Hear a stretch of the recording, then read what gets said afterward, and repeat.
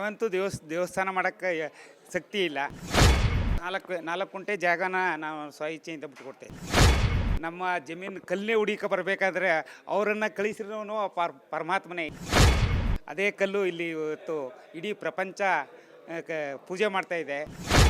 ಅಯೋಧ್ಯೆಯ ರಾಮ ಮಂದಿರದ ಉದ್ಘಾಟನೆಗೆ ಕ್ಷಣಗಣನೆ ಆರಂಭ ಆಗಿರ್ತಕ್ಕಂಥದ್ದು. ಈ ಮೂಲಕ ಬಹುಕೋಟಿ ಭಾರತೀಯರ ಕನಸು ನನಸಾಗಲಿಕ್ಕೆ ಇನ್ನೇನು ಕೆಲವೇ ಗಂಟೆಗಳು ಕೂಡ ಬಾಕಿ ಇರುವಂತಹದ್ದು. ಏನು ಅಯೋಧ್ಯೆಯ ರಾಮ ಮಂದಿರದಲ್ಲಿ ಪ್ರತಿಷ್ಠಾಪನೆ ಆಗ್ತಾ ಇರ್ತಕ್ಕಂಥ ರಾಮಲಲ್ಲಾ ವಿಗ್ರಹಕ್ಕೆ ಮೈಸೂರಿನ ಆರೋಹಳ್ಳಿಯ ಗ್ರಾಮದ ಕೃಷ್ಣಶಿಲೆ ಆಯ್ಕೆ ಆಗಿರ್ತಕ್ಕಂಥದ್ದು.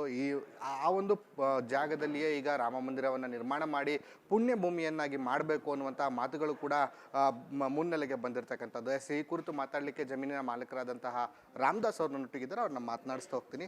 ಸರ್, ನಿಮ್ಮಲ್ಲಿ ಒಂದು ಶಿಲೆ, ಆ ಒಂದು ಏನು ರಾಮಲಲ್ಲಾ ಮೂರ್ತಿಗೆ ಸಿಕ್ಕಂಥ ಶಿಲೆ ಸಿಕ್ಕಿದ್ದೆ ನನ್ನ ಅದೃಷ್ಟ ಅಂತ ಹೇಳ್ಕೊಂಡಿದ್ರಿ. ಈಗ ಅದೇ ಜಾಗದಲ್ಲಿ ಶ್ರೀರಾಮನನ್ನೇ ಪ್ರತಿಷ್ಠಾಪನೆ ಮಾಡಿ ರಾಮ ಮಂದಿರವನ್ನು ನಿರ್ಮಾಣ ಮಾಡಬೇಕು ಅನ್ನುವಂಥ ಮಾತುಗಳು ಕೇಳಿ ಬರ್ತಾ ಇದೆ. ಎಷ್ಟು ಖುಷಿ ಇದೆ? ನಮ್ಗೆ ತುಂಬ ಖುಷಿ ಆಗ್ತದೆ. ನಾವಂತೂ ದೇವಸ್ಥಾನ ಮಾಡೋಕ್ಕೆ ಶಕ್ತಿ ಇಲ್ಲ. ನಮ್ಮ ಶಾಸಕರು ಚಾಮುಂಡೇಶ್ವರಿ ಕ್ಷೇತ್ರದವರು ಚಾಮುಂಡೇಶ್ವರಿ ಆಶೀರ್ವಾದದಿಂದ ನಾವು ಮಾಡಲೇಬೇಕು ಅಂತ ಹೇಳಿದ್ರು. ನಾವು ಇನ್ನೂ ಮಾಡಿದ್ರೆ ನಮ್ಗೆ ಇನ್ನೂ ತುಂಬ ಸಂತೋಷ ಆಗ್ತಾಯಿದೆ ಸರ್.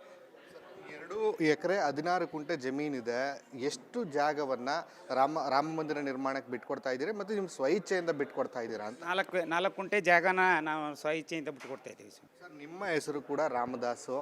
ಅಯೋಧ್ಯೆಯ ರಾಮ ಮಂದಿರದ ಒಂದು ರಾಮಲಲ್ಲಾ ಮೂರ್ತಿಗೆ ಸಿಕ್ಕಿದ್ದು ಕೂಡ ನಿಮ್ಮ ಜಾಗದಲ್ಲೇ ಏನೋ ಒಂದು ನಂಟಿದೆ ಅಂತ ಅನಿಸೋದಿಲ್ವಾ ನಿಮಗೆ? ಅದು ನಮ್ಮ ಪೂರ್ವಜರು ಮತ್ತು ಪುಣ್ಯ ಸಹ. ಈಗ 1000 ಚಿಲ್ಲರೆ ದೂರದಿಂದ ನಮ್ಮ ಜಮೀನು ಕಲ್ಲೇ ಹುಡುಕ ಬರಬೇಕಾದ್ರೆ ಅವರನ್ನು ಕಳಿಸಿರೋನು ಪರಮಾತ್ಮನೇ. ಇಲ್ಲಿವರೆಗೆ ಹೋಗಿ ಅಲ್ಲಿ ಸಿಕ್ಕುತ್ತಾ ಅಂತ ಕಳಿಸಿರೋದು.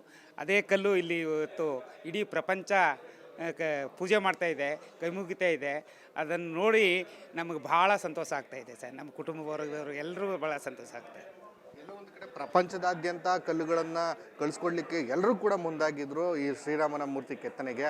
ಆ ಒಂದು ಶ್ರೇಷ್ಠವಾದಂಥ ಕಲ್ಲು ನಿಮ್ಮ ಜಮೀನಿನಲ್ಲಿ ಸಿಕ್ಕಿರ್ತಕ್ಕಂಥದ್ದು, ಇದ್ರ ಬಗ್ಗೆ ಏನು ಹೇಳ್ತೀವಿ?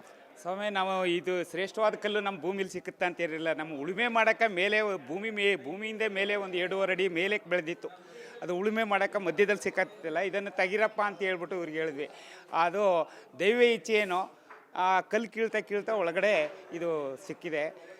ಇದು ಅಯೋಧ್ಯೆಗೆ ತಕ್ಕೋದ್ದು ನಮಗೆ ಗೊತ್ತಾಗಲಿಲ್ಲ. ಇವಾಗ ಇದು ಪ್ರಚುರ ಆದಮೇಲೆ ಭಾಳ ಸಂತೋಷ ಆಗ್ತಾಯಿದೆ ಸರ್. ನಮ್ಮ ಇಡೀ ಪ್ರಪಂಚ ನೋಡ್ತದೆ ನಮ್ಮ ಹೊಲದ ಶಿಲೆ ವಿಗ್ರಹನ ಕೈ ಮುಗಿತಾ ಇದೆ.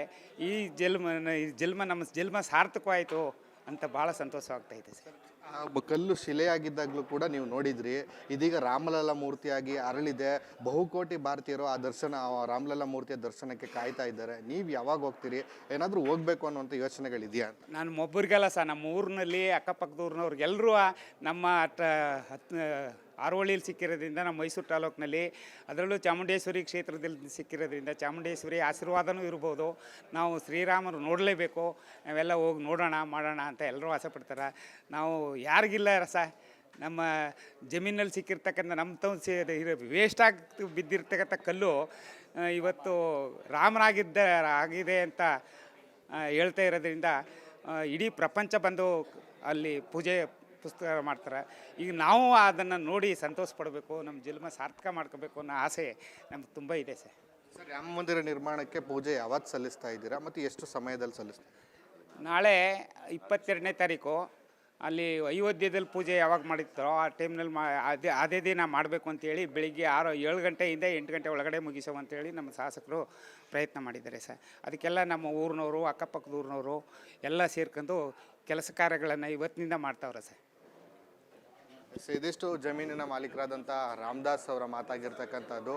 ಏನೋ ಕೃಷ್ಣ ಶಿಲೆ ಅಂದರೆ ರಾಮಲಲ್ಲಾ ಮೂರ್ತಿಗೆ ಕೃಷ್ಣ ಶಿಲೆ ಸಿಕ್ಕಿದಂತಹ ಆ ಜಾಗ ನಮ್ಮದಾಗಿತ್ತು ಅನ್ನುವಂಥದ್ದೇ ಒಂದು ದೊಡ್ಡ ಪುಣ್ಯ ಆಗಿತ್ತು ನಮಗೆ. ಈಗ ಅದೇ ಜಾಗದಲ್ಲಿ ರಾಮನೇ ನಿಂತು ರಾಮ ಮಂದಿರವನ್ನು ನಿರ್ಮಾಣ ಮಾಡಿಸ್ಕೊಳ್ತಾ ಇರ್ತಕ್ಕಂಥದ್ದು ಮತ್ತಷ್ಟು ಸಂತೋಷವನ್ನು ತಂದಿದೆ ಅನ್ನುವಂಥ ಹರ್ಷವನ್ನು ವ್ಯಕ್ತಪಡಿಸ್ತಾ ಇರ್ತಕ್ಕಂಥದ್ದು. ಕ್ಯಾಮ್ರಾ ಪರ್ಸನ್ ನಿತಿನ್ ಅರ್ಚ್ ಜೊತೆ ಸಂದೀಪ್ ಕುಮಾರ್, ಸುದ್ದಿನಾಡು, ಮೈಸೂರು.